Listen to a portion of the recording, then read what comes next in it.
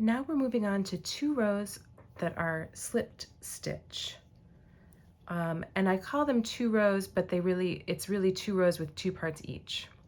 So this first row, part A, is I'm knitting all the way across using only blue, or the main color.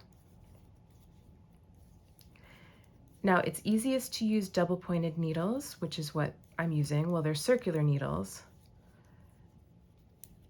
And I will explain why in a minute. So once you get to the end of the row,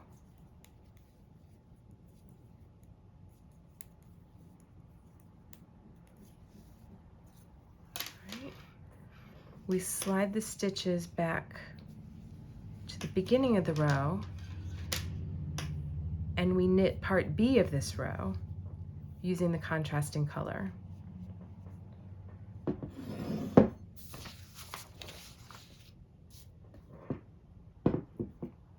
All right, first we're going to slip 3, and all a slip stitch is just transferring the stitch from the left needle to the right.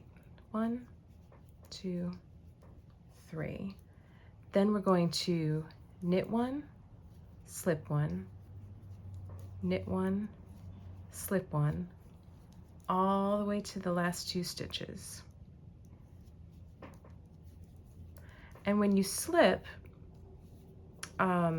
you pretend that you're going to purl. All right, and that's just so that the yarn doesn't get twisted. So when I'm slipping, I'm going from right to left and out, and then knitting.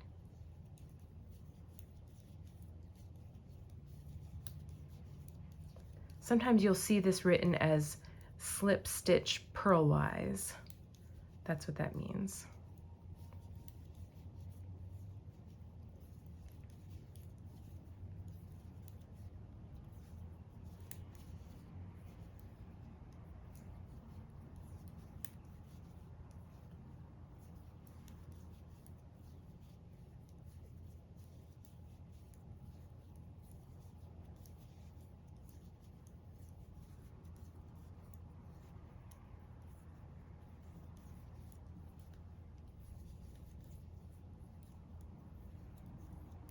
Okay, here are the last 3 stitches, and actually it looks like I'm going to slip all 3 of them.